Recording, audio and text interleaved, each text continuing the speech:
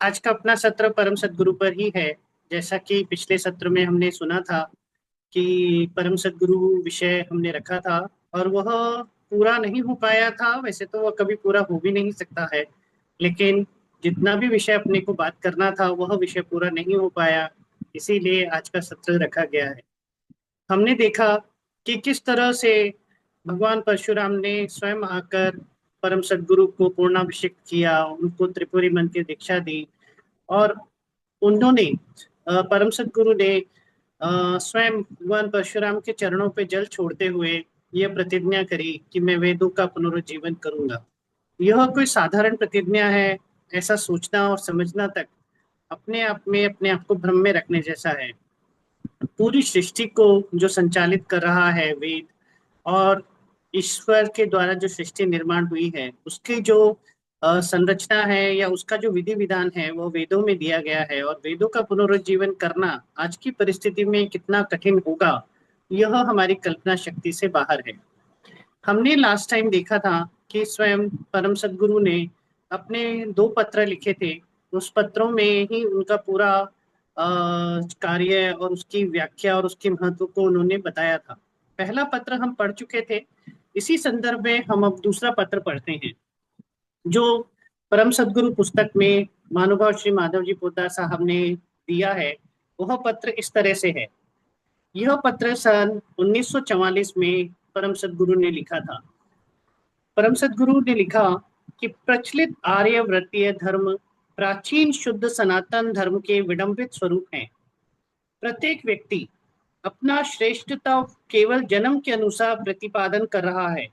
थोड़े बहुत ब्राह्मण होंगे, परंतु बाकी सब शूद्र बने हुए हैं।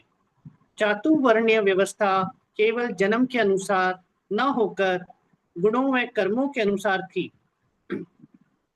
ईश्वर कृत कार्य कभी भी किसी एक विशिष्ट जाति या व्यक्ति के लिए नहीं हुआ करती। तब वेदों के बाबत वैसा भेद क्यों किया जावे? वेद माता अखिल विश्व के लिए समान है। वेदों में किसी भी स्थान पर यह पढ़ा नहीं है या कहीं है ऐसा किसी ने बताया नहीं है कि वेद प्रतिपादित तत्व ज्ञान विशिष्ट लोगों के सिवाय अन्यों को न बताया जावे। ईश्वर प्रतिपादित तत्व ज्ञान का अध्ययन करना, तदनुसार आचरण करना, ईश्वर उपासना करना, यही पूरी मानव जाति का अधिकार है। किसी एक धर्म विशेष या किसी एक वर्ण विशेष का अधिकार नहीं है। श्री जी ने साफ साफ ये कहा है। यही सत्य सनातन धर्म की सीख है। कारण कि समस्त विश्व के सभी धर्मों का मूल सनातन धर्म में है। सनातन धर्म रूपी वृक्ष के वे सब धर्म व पंथ शाखाएं व उपशाखाएं हैं। यह श्री जी ने 1944 के एक पत्र में लिखा था। इसके बाद साहब कहते हैं, आपके इस पत्र को मैं 1972 में पढ़ रहा हूँ और 1959 में लिखी हुई मेरी सभी पुस्तकों का आधार इस पत्र में वर्णित विचार हैं। ये सभी बातें मैंने आपको देख देख कर जानी, आपके ईश्वर इशारानुमा बातों से जानी, आपने सुनाई हुई कुछ पौराणिक कथाओं से जानी और आपके दैनंदिन आचरण से जानी। सत्य धर्म के अधिकृत प्रकाशनों का आधार आप स्वयं हैं। साहब कहते हैं, सत्य धर्म के अधिकृत प्रकाशनों का आधार आप स्वयं हैं और आपकी वाणी की जो वेद वाणी ही है। यह साहब ने लिखा है। ये श्री जी के पत्र उन्होंने परम सदगुरु पुस्तक में लिखे हैं और ये कहा है कि आप स्वयं सत्य धर्म हैं और आपकी वाणी वेद वाणी ही है।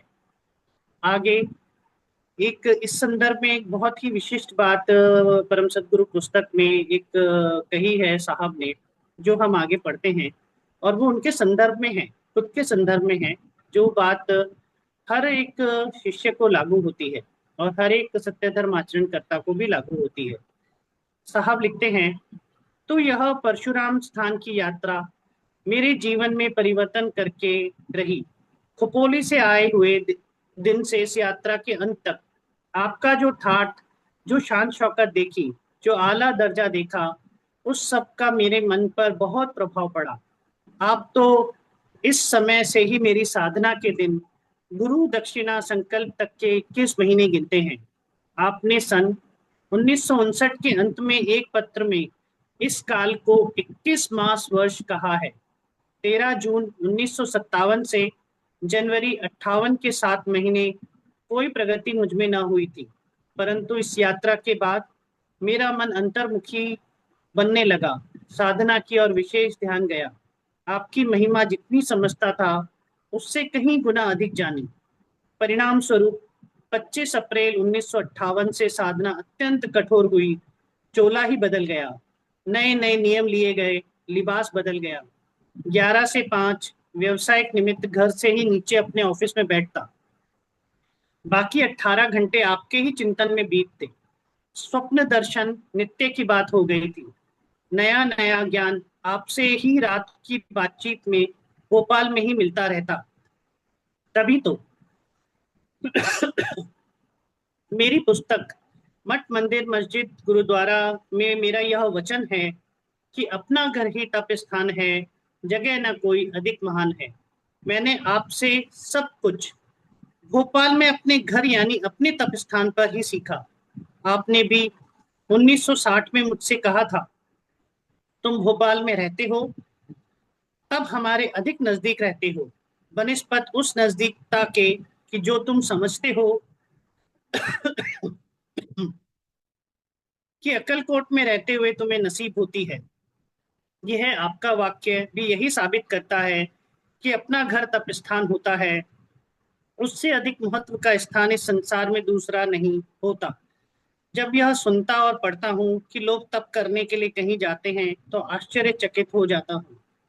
यानी कि श्री जी खुद कहते हैं कि जहां भी आप हैं वही स्थान आपके लिए तप स्थान है, और वहीं पर सब लोग मेरा दर्शन वहीं पर कर सकते हैं। इसके लिए किसी विशेष स्थान की आवश्यकता नहीं है, क्योंकि ये उनके सामर्थ्य में बहुत ही सहज है कि वो कहीं पर भी कितने भी प्रमाण में उपस्थित हों। यह उनके लिए बहुत ही सहज बात है।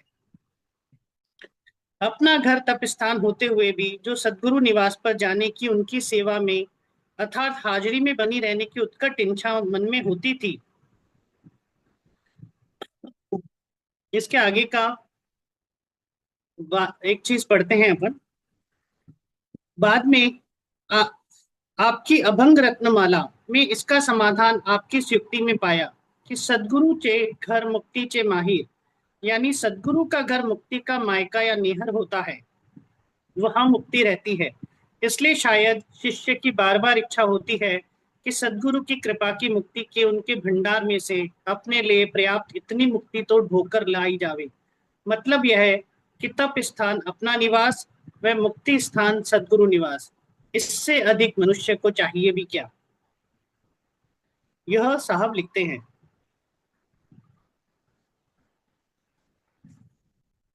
आगे एक बहुत ही विशिष्ट बात जो साहब ने लिखी है और श्री जी के संदर्भ में है, वह श्री जी ने ही उनको बताई हुई है।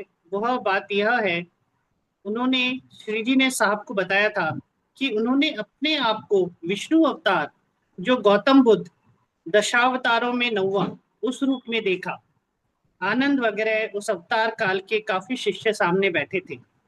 उनको संबोधित करते हुए श्री जी ने कहा कि बुद्धावतार के काल के में जो कार्य अधूरा रह गया था उसे पूर्ण करने के लिए मैं आया हूँ। फिर आपने मुझे यह भी बताया कि विष्णु अवतार मानव देह होता है परंतु शक्ति गणपति की होती है। यह श्री जी ने स्वयं साहब को बताया था। इसीलिए यह विशेष बहुत सारी बातें साहब के को श्री जी ने बताई हैं, लेकिन कुछ कुछ बातें ही हम इस बारे में कर पाएंगे। अब एक बहुत ही महत्वपूर्ण बात जो शायद हमने पहले सत्र में भी पढ़ी थी, लेकिन उसमें एक चीज जो छूट गई थी, इसीलिए लेख यह भाग हम वापस पढ़ रहे हैं। श्री जी ने साहब को 4 वाक्यों का चर्वित चर्वण करने के लिए कहा था। वे 4 वाक्य क्या थे? पहला वाक्य था, बुद्धावतार के समय जो कार्य अपूर्ण रह गया था उसे पूर्ण करने के लिए मैं आया हूँ। मैं श्रुतियों का पुनरुज्जीवन करूंगा। मैं श्रुतियों का पुनरुज्जीवन कार्य निष्ठा के साथ करूंगा। अब कृतयुग का प्रारंभ होगा। चर्वित चरवण का अर्थ होता है जुगाली। जो ढोर करते हैं। यहाँ अर्थ हुआ बारंबार दोहराते रहना, असंख्य बार, जब भी फुर्सत में बैठे हो। मैंने पूछा कि बुद्धावतार के में कौन सा कार्य अपूर्ण रह गया था, तो श्री जी ने कहा, वही दूसरे नंबर के वाक्य में स्पष्ट किया है। तीसरा वाक्य तुम्हारा अपना प्रतिज्ञा वचन है। चौथा वाक्य तुम्हारे मौन के दिन हमारे हमारे को बताई गई भविष्यवाणी है। मैंने तब से, यानी ये जो भाग है यह बहुत महत्वपूर्ण है, कृपया इसको बहुत ध्यान से सुने।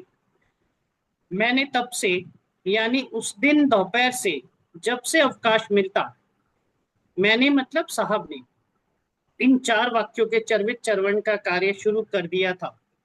वाक्य जैसे ऊपर लिखे हैं वैसे ही उच्चारण करने थे। पहले दोनों वाक्यों का मैं मुझे लागू ना होता था, परंतु आपके आदेश से वे दोनों वाक्य आपने मुझ पर लागू कर दिए। अचंबा था, साथ भी आनंद भी। आदेश का पालन होना था, जो किया था। तो इस भाग को हम दोबारा पढ़ते हैं। इस क्या श्री जी और साहब का क्या संबंध था, यह समझ में आता है। मैंने तब से, यानी उसी दिन दोपहर से, जब भी अवकाश मिलता, इन चार वाक्यों के चर्वित चरवण का कार्य शुरू कर दिया था। वाक्य जैसे ऊपर लिखे हैं वैसे ही उच्चारण करने थे। पहले दोनों वाक्यों में का मैं मुझे लागू ना था, परंतु आपके आदेश से वे दोनों वाक्य आपने मुझ पर लागू कर दिए थे। अचंबा था, आनंद था, आदेश का पालन होना था, जो किया गया था। यह स्वयं परम सद्गुरु का साहब को कहना था, इसलिए यह कितना महत्वपूर्ण है यह हम समझ सकते हैं।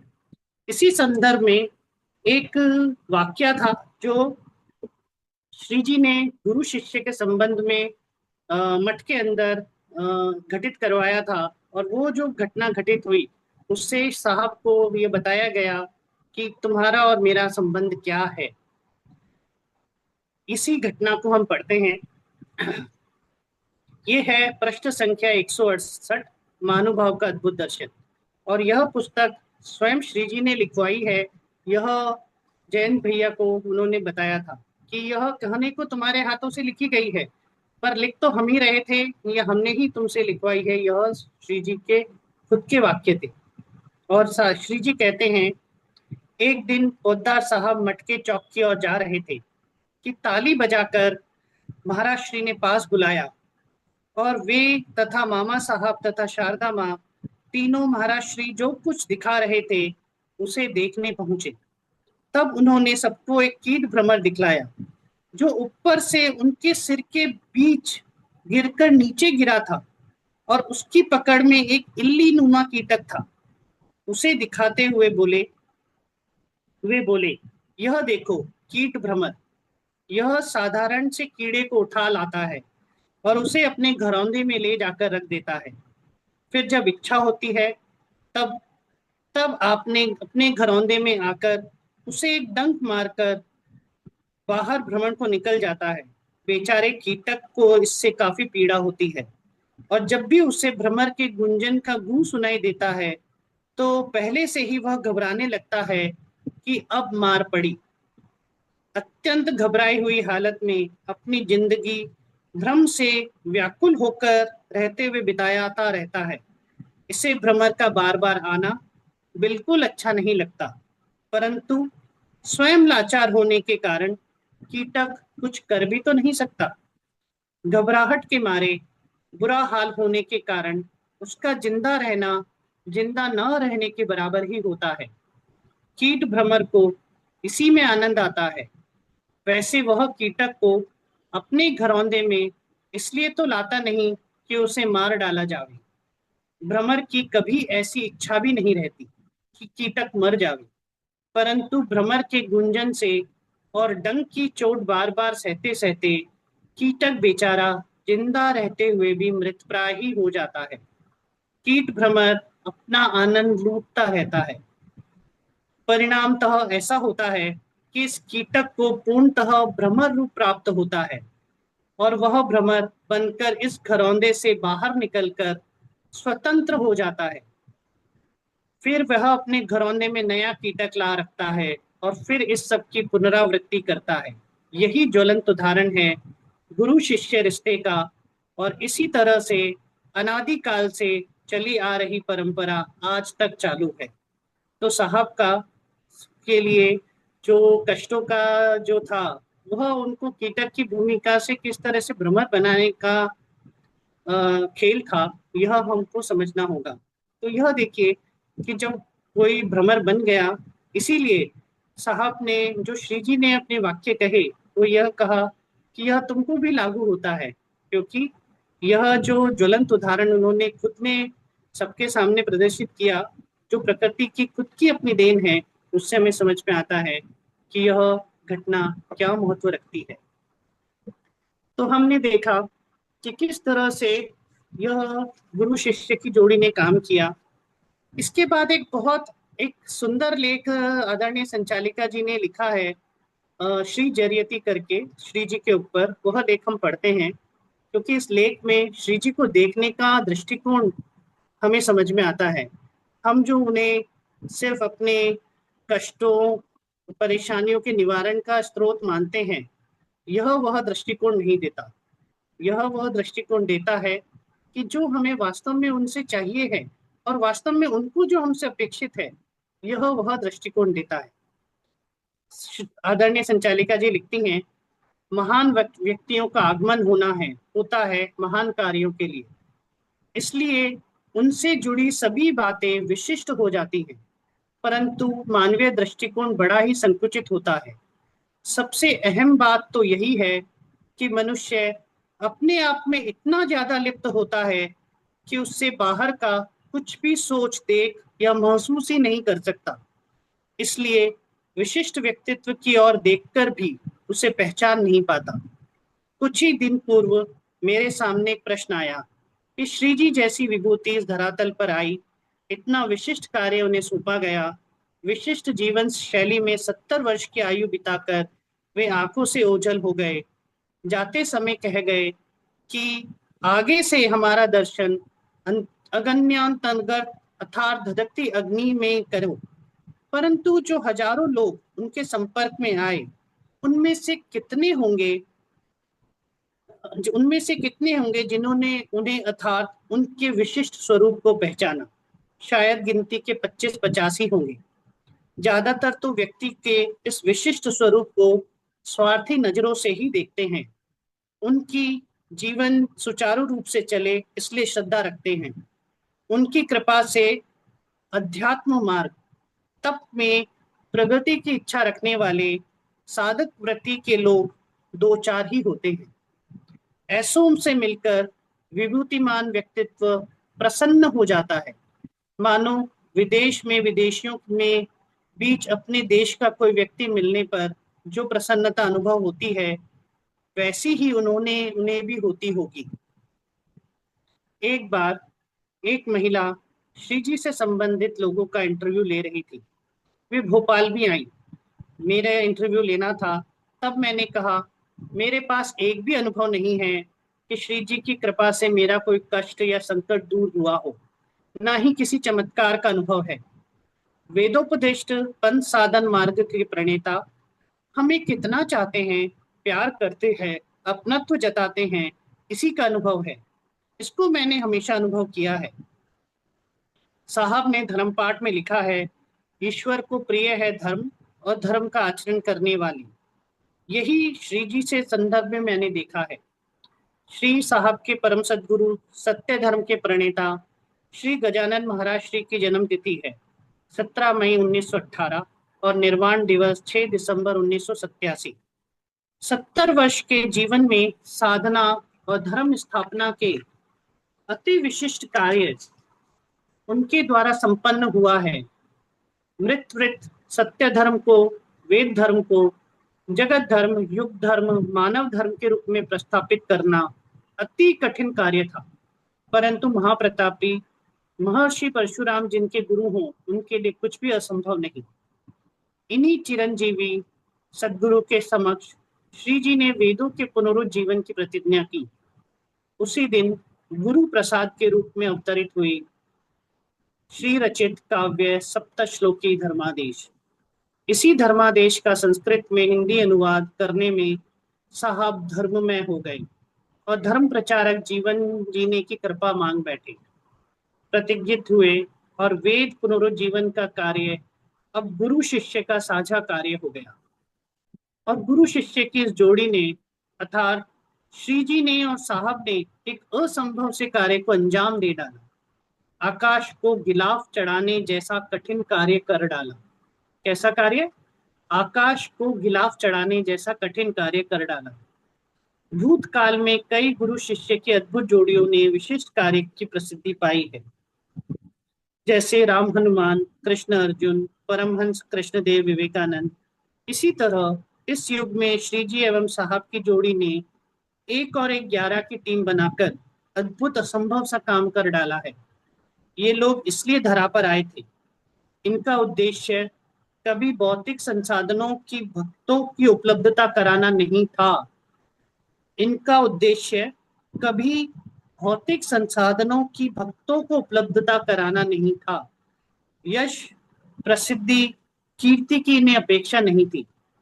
कौन जानता है, पहचानता है, इसकी भी परवाह कभी नहीं की। लोगों को भ्रम से निकालना और सत्य से रूबरू कराना, यही इनके जीवन का लक्ष्य था। श्री जी ने धर्म सूर्य के प्रथम प्रकाशन पर यह संदेश भेजा था, धर्म सूर्य का उदय हुआ, अब अज्ञान अंधकार कहाँ। घोर कर्मा, नास्तिक और पाखंडी निशाचरों के अत्याचार अब नहीं चलेंगे। धर्म के नाम पर खुले बाजार में अधर्म रखकर धर्मध्वजी अब ठगबाजी नहीं कर सकते। सत्य धर्म का शंखनाद सुनकर अब जन जन घर घर देखो जाग उठा है। कोने कोने में सत्य धर्म का प्रकाश फैलेगा। ऐसे श्री जी की कृपा केवल एक ही हो सकती है। वे धर्म आचरण के हमारे निश्चय को बल प्रदान करें और हमारे इस मार्ग में प्रगति के लिए हमारे लिए जो उचित हो वे अनुकूलताएं प्रदान करें। पंचशील का आचरण ही सब कुछ है। यही इस व्यक्तित्व की पूजा, प्रार्थना और आरती है, भक्ति है कि यज्ञ, दान, तप, कर्म और स्वाध्याय में रम्माण रहे, सदैव रम्माण रहे। श्री वचन है, वायुमंडल शुद्धि हेतु यज्ञ कर, निर्ममत्व हेतु दान कर, संकल्प सिद्धि हेतु तप कर, आत्म शुद्धि हेतु धर्म कर्म कर, मुक्ति हेतु स्वाध्याय कर। इस भाग को हम दोबारा पढ़ते हैं क्योंकि यह बहुत ही महत्वपूर्ण है। ऐसे श्री जी की कृपा केवल एक ही हो सकती है। वे धर्म आचरण के हमारे निश्चय को बल प्रदान करें और हमारी इस मार्ग में प्रगति के लिए हमारे लिए जो उचित हो वे अनुकूलताएं प्रदान करें। पंचशील का आचरण ही सब कुछ है। यही इस व्यक्तित्व की पूजा, प्रार्थना और आरती है, भक्ति है कि यज्ञ, दान, तप, कर्म और स्वाध्याय में ब्रह्मांड रहे। श्री वचन है, वायुमंडल शुद्धि हेतु यज्ञ कर, निर्ममत्व हेतु दान कर, संकल्प सिद्धि हेतु तप कर, आत्म शुद्धि हेतु कर्म कर, मुक्ति हेतु स्वाध्याय कर। यह आदरणीय संचालिका जी ने बताया है कि जो मानवीय कमजोरी के दृष्टिकोण से हमारा इन महान शक्तियों को देखने का नजरिया होता है, वह नजरिया कितना संकुचित है, क्योंकि हम उन्हें सिर्फ हमारी परेशानियों, तकलीफों और हमारी व्यक्तिगत समस्याओं के समाधान का एक स्रोत भर मानते हैं। पर क्या वो इस वजह से धरा पर आए होते हैं कि हमारी छोटी मोटी परेशानियों को दूर कर सकें, जिनका उद्देश्य ऐसा हो कि जो आकाश में गिलाफ चढ़ाने जैसा कार्य जिन्हें करना हो, उनके लिए इन कार्यों का कोई महत्व है?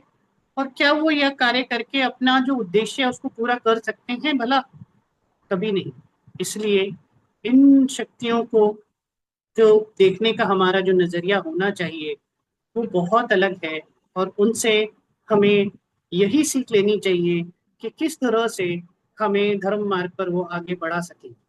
इसीलिए साहब कहते हैं, सदगुरु वो ईश्वर से कभी कुछ नहीं मांगना चाहिए, कभी कुछ नहीं मांगना चाहिए। सदगुरु शक्ति वो ईश्वर शक्ति एक है, अलग नहीं। साहब कहते हैं कि इतनी समानता है इन दोनों में कि बाल की मोटाई की जितना भी अंतर नहीं है, बाल की मोटाई जितना भी अंतर नहीं है सदगुरु शक्ति और ईश्वर शक्ति में। इसलिए इन लोगों से हम अपनी छोटी मोटी समस्याओं का समाधान अगर मांगेंगे, तो जो वास्तव में वो देना चाहे, उसका उनके पास इतना कुछ भंडार है और हम उसमें से छोटी सी चीज मांगकर अपना अतिशयोक्ति कर रहे हैं, यह हमारी अपनी कमजोरी है। प्रत्यक्ष कार्य साहब कर रहे हैं और उसके लिए वातावरण निर्माण करने का काम स्वयं श्री जी कर रहे हैं। इसीलिए इन दोनों का अपना एक विशेष महत्व है, यही हमें समझ में आता है। एक और इस संदर्भ में एक छोटा सा लेख है, अटूट संबंध, वह हम पढ़ते हैं। परम सदगुरु जयंती अर्थात 16 मई 1954 को साहब की श्री जी से पहली बार भेंट हुई और जिस दिन उनका आगमन हुआ उसी दिन अत्यंत श्रेष्ठ गुरु भगवान परशुराम जी ने श्री जी को कहा, यही वे नरमुनि हैं जो प्रत्यक्ष कार्य करेंगे। यानी कि जो साहब ने कहा कि कार्य हम कर रहे हैं प्रत्यक्ष में और वातावरण निर्माण का कार्य कर रहे हैं श्री जी, तो यह दोनों का मिला जुला ही कार्य है। कैसी ईश्वर की भव्य योजना है, क्योंकि श्रेष्ठ एवं कठिनतम कार्य साहब का इंतजार कर रहा था। साहब को उद्देश्यपूर्ण जिंदगी जीना था, इसीलिए तो साहब को धरती पर भेजा गया, एक समर्थ सदगुरु को सौंपा गया। साहब ने 21 माह के छोटे से काल में ईश्वर के समान पूर्णत्व प्राप्त किया। यह अवधि थी वर्ष 1956 परशुराम क्षेत्र के यात्रा के 11 अक्टूबर 1900 प्रतिज्ञा दिवस तक। दिनांक 4 दिसंबर 1960 एक स्मरणीय दिवस रहा। इसी दिन सुबह ही साहब को यह संदेश प्राप्त हुआ कि वे दोपहर को मौन रखते हुए श्री जी से विदा लेते हुए। इसके विपरीत जब साहब ने 11 अक्टूबर 1959 को प्रतिज्ञा ली थी, उस दिन परम सदगुरु श्री जी का मौन था। ईश्वरीय योजना ईश्वर ही जाने। इसके बाद जब साहब अंतिम बार श्री जी से विदा ले रहे थे, तो श्री जी आशीर्वाद दे रहे थे और विजय हो का आशीर्वाद दे रहे थे, अनंत हस्तों से आशीर्वाद दे रहे थे।